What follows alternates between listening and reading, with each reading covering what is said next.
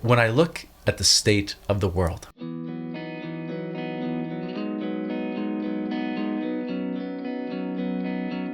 Welcome back, everybody. Today is the third Sunday of Advent. and we are so glad that you have joined us because today we have a special message.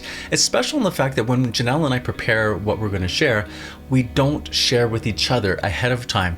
Except for the moment we turned on the camera this time, we looked down at the notes and realized out of everything that St. Alphonsus has written today, we have highlighted exactly the same paragraph, exactly the same sentences, and it skipped the exact same lines.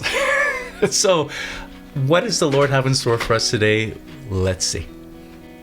You have no grounds for being sad anymore, says St. Leo, on account of the sentence of death fulminated against you, now that life itself is born for you.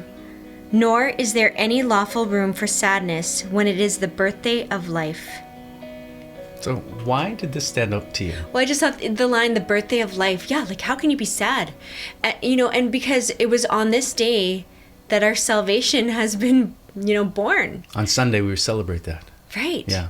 And I just think, we are so far better off than we deserve. I think we need to remember that because we just have to think about Christ and what he's done for us, even in his birth and in his life and in his resurrection. And then we just can't help but be grateful. Mm-hmm. He says there's no grounds for being sad. Mm-hmm. I tend to find lots of grounds for being sad. I have a pessimistic mindset sometimes. I think you kind of make yourself seem way worse than you are. Or maybe that's more in your brain because you don't let it come out. My mind. Maybe it's my brain too.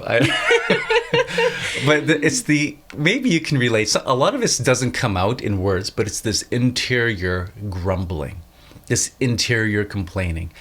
And I'll share with you personally about some of the things I struggle with, where I find grounds to complain. When I look at the state of the world, particularly some of the COVID restrictions, lockdowns we experienced, not to get into details, but I look at that. I look at the state of the world and I get angry. I get frustrated. It steals my peace. Whereas I have infinitely more reasons to be grateful. And as I reflected upon this today, I realized at the end of my life, I'm not going to be judged by the state of the world. I will be judged by the state of my soul. I have very little control over what happens in the world. But I do have control over what happens inside me. Mm-hmm. And that is what I'm responsible for. That doesn't mean that I don't work for justice. It doesn't mean I try and do the right things in the world to affect change. It's not what I'm saying. And so I must remember that I'm not going to be judged by the state of the world. I will be judged by the state of my soul at the moment of death. Great has been man's sin, but greater, says the apostle, has been the gift of redemption. Because Jesus has infinitely repaired the damage done by our sin. Mm-hmm.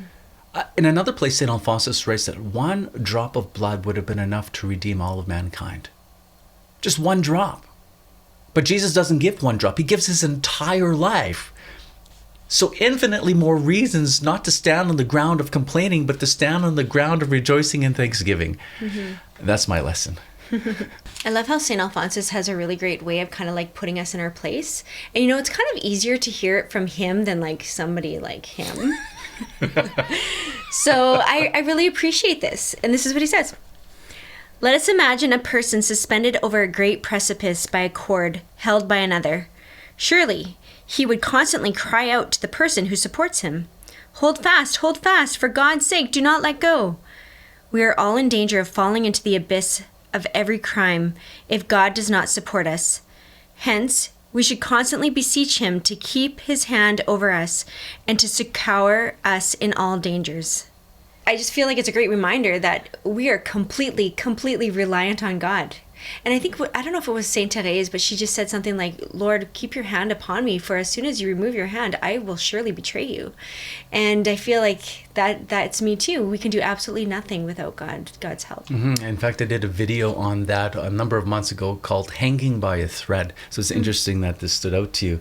But that image of just being dangled over top, we're hanging there, and that the Lord is the one who holds us, he suspends us, he sustains us. And ever since that video that I did, I say a prayer in the morning, very similar to what you have said. Lord, keep your hand upon me, otherwise I will surely betray you. Oh, how much more are we bound to thank God for having brought us into life after the coming of the Messiah? How did the prophets and the patriarchs of the Old Testament long to see the Redeemer born? But for all that, during the space of 4,000 years, they had not the happy lot to see the Messiah born. We, however, have had this happiness. But what are we doing? Do we know how to love this amiable Redeemer? I want you to think back to the Old Testament times of how the people of God would atone for their sins. On the Day of Atonement, the high priest would go into the temple, the Holy of Holies, and he would make a sacrifice there. And that sacrifice would be to atone for the people. And they had to do this yearly. Now we have Jesus, the Messiah, the high priest, who is also the victim. He offers himself in atonement for our sins. And this is done once.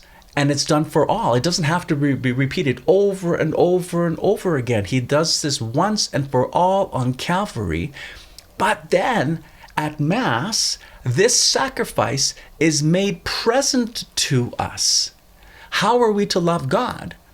St. Alphonsus asks, well, by going to Mass, where the sacrifice that takes away the sins of the world is made present to us, and we get to receive Jesus. How much more reasons do we have to be thankful? In fact, remember what the priest says. Pretend I'm the priest, you're the person sitting in the pew. Okay? The Lord be with you. And with your spirit. Lift up your hearts. We lift them up to the Lord. Let us give thanks to the Lord our God. It is right and just. It is truly right and just, our duty and our salvation. So we proclaim at Mass, it's right and just, our duty and salvation to give thanks to God. The most perfect way we do that, friends, is through the holy sacrifice of the Mass. Friends, thanks for watching today. Please comment below what stood out to you and why. The link to the rosary will be right up there, and we will see you tomorrow.